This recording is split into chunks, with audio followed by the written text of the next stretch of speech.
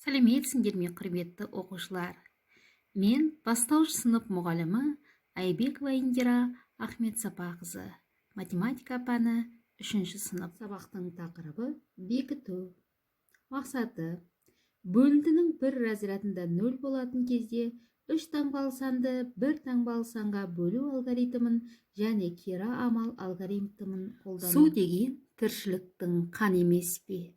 Су деген табиғаттың жан емес пе? Су жоқ жерде өмір жоқ, ол ақиқат.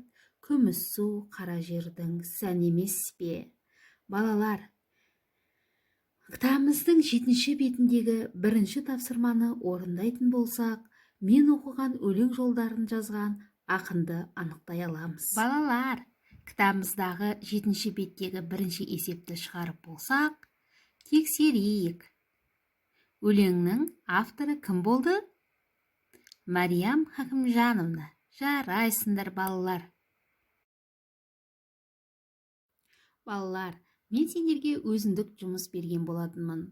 Енді сол жұмыстарымызды шығарып болсақ, тексеріп көрелік.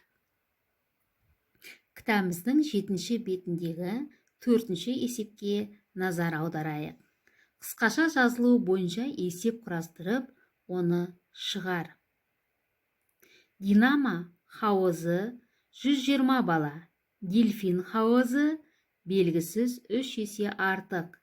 Барлығы қанша бала? Балалар, бұл жерде не белгілі? Динамо хауызы 120 бала бар екені белгілі. Дельфин хауызы белгілі ма, балалар? Жоқ, дұрыс айтасыңдар. Дельфин хауызы белгісіз, бірақ Динамо хауызына қарағанда 3 есе артық. Тағыда не белгісіз, балалар? Барлығы қанша бала бар екендігі белгісіз. Есебіміз қанша амалмен орындалады? Дұрыс айтасыңдар, балалар. 2 амалмен орындалады. Бірінші не істейміз, балалар? 120-ны не істейді екенбіз? Көбейтеміз. Дұрыс айтасыңдар, көбейтеміз. 3-ке. 120-ны 3-ке көбейтсек, қанша болады екен, балалар? 360. Жарайсыңдар. Ендеше, балалар, дельфин хауызы қанша болды? 360. Жарайсыңдар. Енді біз нені табамыз? Барлығын табамыз. Дұрыс айтасыңдар, балалар. Ендеше 120-ға не істейміз? Қосамыз. 360-ты.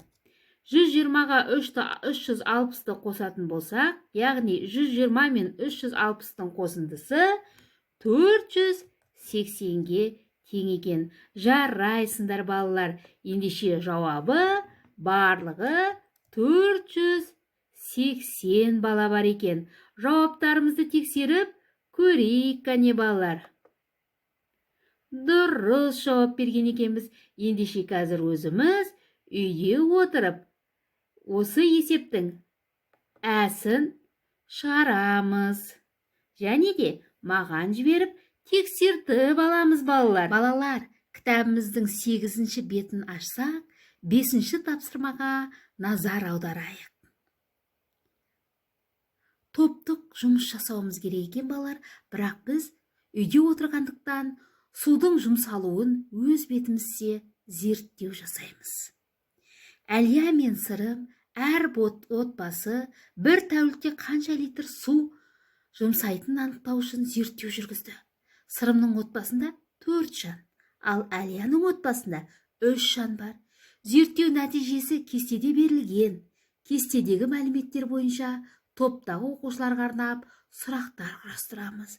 Және де суды қалай үнемдеуге болады, өз пікірімізді айтамыз. Сенің отбасында суды қалай жұмсайды?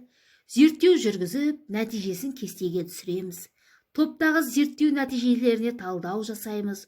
Суды қалай үнемдеуге болады, өз пікірлерімізді айта отырайық балалар. Үйге тапсырма номері 6 және 7 есеп 8 балалар, жарайсыңдар.